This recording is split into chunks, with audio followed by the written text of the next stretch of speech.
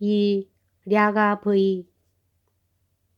그래서 미자는 곧장 전속력을 다하여 달려가야 할 형편이었지만 마차 싹이 한 푼도 없었다.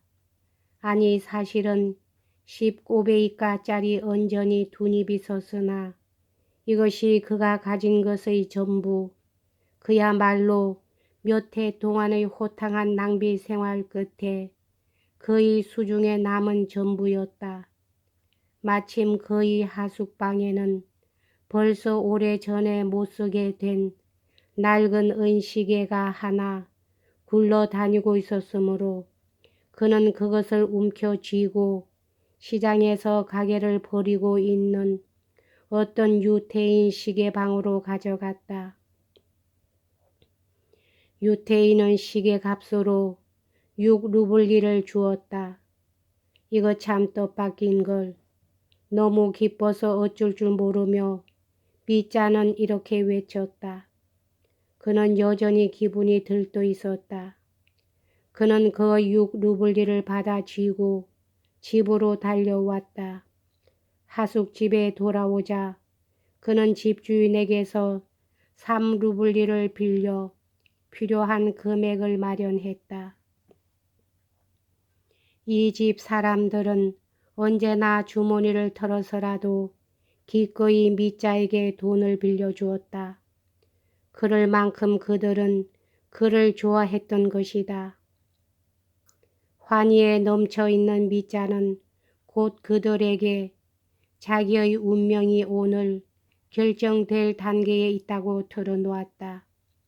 그리고 조금 전에 삼소노프에게 제의하였던 자기의 계획과 거기에 대한 늙은 상인의 충고와 자기의 장래 희망, 그 밖의 여러 가지 얘기 등을 두서없이 짓거려대며 그들에게 들려주었다.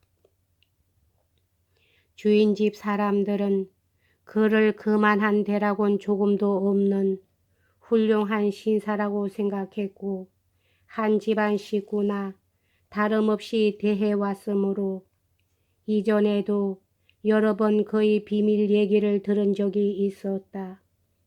이렇게 하여 9루블리의 돈을 마련한 미자는 곧 볼로비아 역까지 가는 마차를 부르러 보냈다. 그런데 바로 이 일 때문에 다음과 같은 사실이 분명해졌고 동시에 기억되었던 것이다. 즉, 그 사건이 일어나기 전날 정오경의 미자는 돈이 한 푼도 없었다. 그래서 돈을 마련하기 위해 시계를 팔았고 하숙집 주인한테서 3루블리를 빌렸으며 이런 모든 일이 증인들이 보는 앞에서 이루어졌다. 나는 이 사실을 특히 유의시켜 두는 바이다. 내가 왜 이런 말을 하는가는 후에 가서 명백히 밝혀질 것이다. 미자는 이것으로 드디어 그의 모든 일은 해결을 보게 될 것이라는 즐거운 기대감에 포근히 젖어 있었지만 볼로비아 역으로 달려가는 동안 혹시나 자기가 없는 동안 그루센카가 무슨 일을 저지르지나 않을까 하는 두려움에 온몸이 떨려오기 시작했다. 만약 하필이면 오늘 같은 날에 그녀가 표도르를 찾아가기로 결심한다면 어쩔 것인가. 그러니만큼 그는 그루센카에게 아무 말도 하지 않았을 뿐더러 하숙집 사람들에게 어느 누가 와서 자기에 대해 물어도 어디 갔는지 절대 알려주지 말라고 명령하고 출발하였던 것이다. 어떤 일이 있어도 오늘 밤 안으로는 꼭 돌아와야겠다. 그는 마차에 흔들리며 몇 번이고 이렇게 되풀이하였다.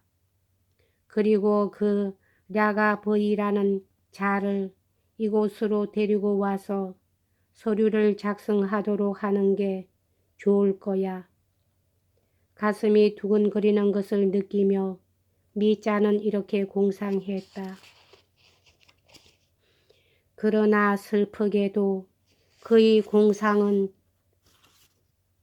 그의 계획대로 실현될 운명에 놓여져 있지 않았던 것이다. 우선 그는 볼로비아 역에서 시골길을 더듬어 가는 동안에 많은 시간을 허비하고 말았다. 시골길은 12km가 아니라 18km나 조이되었기 때문이다. 다음으로는 일린스코의 마을에 가보니 공교롭게도 신부는 이웃 마을에 가고 자기 집에 없었다. 하는 수 없이 미자는 지친 말을 달려 이웃 마을로 가서 신부를 찾고 있는 동안에 날이 거의 어두워지고 말았다. 일린스키 신부는 키가 작고 소심하면서도 무척 상냥해 보이는 사람이었다.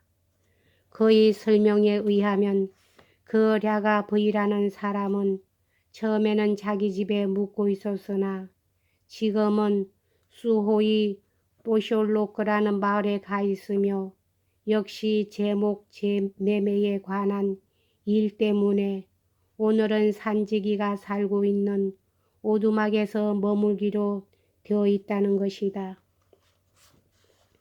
지금 당장 나를 살리는 셈치고 랴가브이가 있는 곳으로 좀 데려가 달라는 미자의 간청을 듣고 신부는 약간 싫은 기색을 보였으나 결국은 호기심이 인 듯 그를 슈호이 뾰숄로크까지 데려다 주겠다고 승낙하였다. 그런데 마치 일부러 그러는 것처럼 신부는 여기서 1km가 될까 말까 하는 곳이니 걸어서 가자고 했다. 미자는 물론 쾌히 승낙하고 그 큼직한 걸음으로 성큼성큼 걷기 시작했다. 그 바람에 가엾게도 신부는 거의 뛰다시피 그의 뒤를 따라가야만 했다. 신부는 그리 늙은 편은 아니었으나 극히 세심하고 신중한 사람이었다.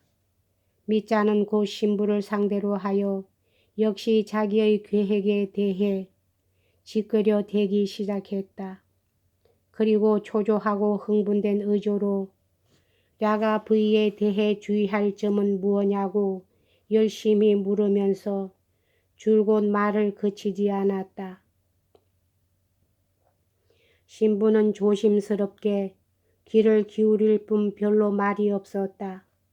미자의 질문에 대해서도 모호한 대답만 할 뿐 모르겠는데요. 말할 수 없습니다.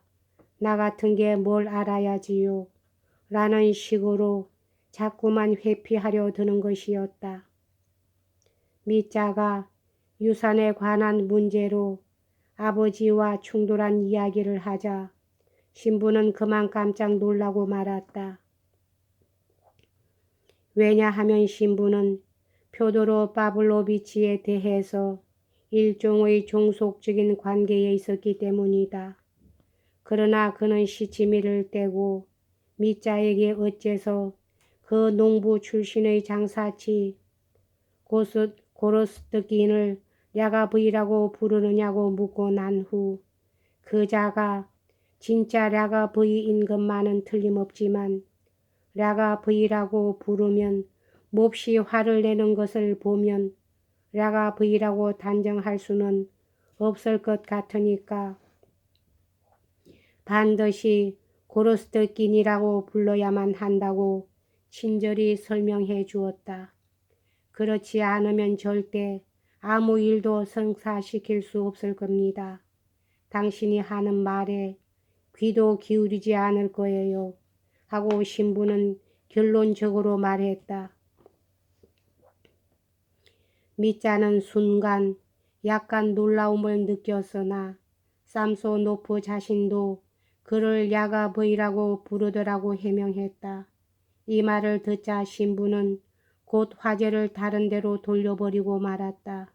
만약 그가 즉석에서 그 순간에 느꼈던 자기의 의혹을 드미트리에게 밝혔던들 오히려 일이 잘 되었는지도 모른다.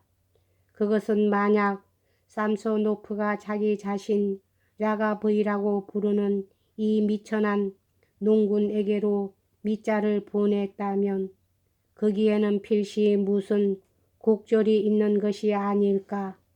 아니면 밑자를 희롱하기 위해 그런 것이나 아닐까 하는 의혹이었다.